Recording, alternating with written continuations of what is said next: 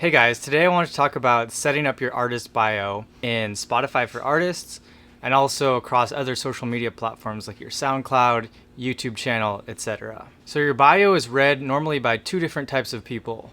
One is a fan who's heard your song for the first time. I typically do this where I'll hear someone's music, kind of enjoy it, and then I'll want to know more about them.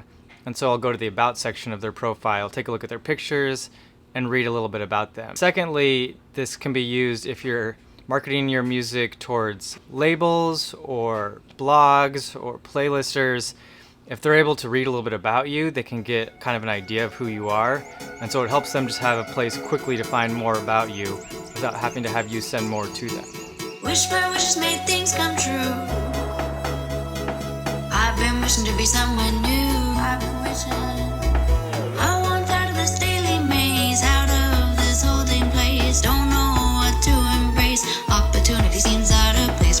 Setting up your bio on Spotify is important because it kind of builds a foundation where if you get all these things in place, then when you do start to get discovered, get more listeners, you'll have a leg up and you'll kind of have a jump start in your music career. It's not essential. I've seen plenty of pages on Spotify where they have nothing in their bio, maybe just one word.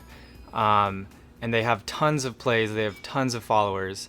And then I've also seen the reverse where someone has like a really nice bio, some great pictures, and then they don't have any streams.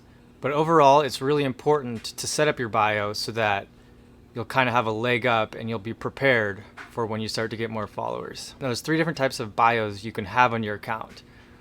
Number one is a first person account, so kind of like a story that's told in first person about yourself as an artist. Secondly, you can have a third person bio, so it's like someone was writing about you. And I oftentimes see this with bigger artists. It's like their label kind of takes care of the bio.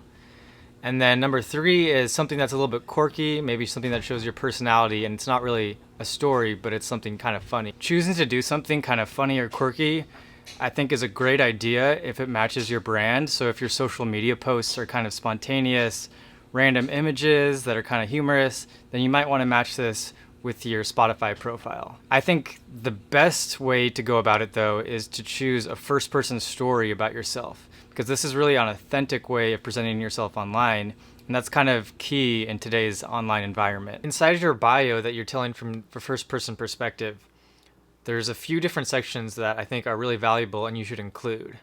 So most importantly, you want to tell a little bit about your musical journey. So how long you've been playing music for, if you've been a part of other bands, whatever your unique path is when it comes to music. Second, I would include something about your genre, the type of music that you make, and you can kind of say something more broad, and you can also narrow down and talk about the instruments you play, any different more unique characteristics of your music. Now you can include some of your accomplishments and your accolades. Just be a little bit careful about this because it can come off as kind of braggy, and if your entire bio is just your awards, etc. So just be tactful with this. If it's a fan that's seeing your profile for the first time, they might not care too much about these things.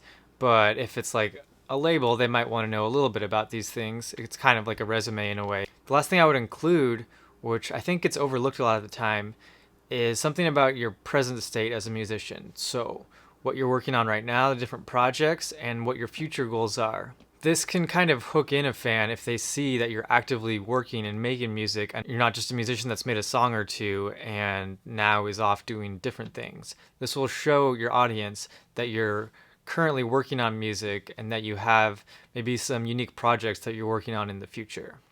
Now I'm going to show a little bit about my bio personally and how I've included these different elements into it. So I start off by talking about the music that I make and what inspires me. I try to make this part not too straightforward, kind of say things in a playful manner and say any unique aspects of the music that I like that differentiate me from other musicians and people making a similar style of music. Then I go into a story of my musical background, the band that I used to be a part of, Beige. Before that, the fact that I was a Boeing engineer and that path was not working for me. And this is something that is a little bit different from other musicians probably. So I definitely wanted to include a story that's kind of unique and personable. Then after my story, I'm talking about my more current story, so in the last year, what I've been up to with this project. And finally, I am talking about my current projects and the future goals. I think it's really important to make a bio that's complete, well written, but also a little bit playful and something that captures your personality in a way that is authentic. It's really important to include some high quality images here, whatever fits your brand. So this might be you playing at shows, or it might be you in your studio producing music. I hope you all learned something from this, and I will see you guys in the next video. Thanks for watching. I'm not supposed to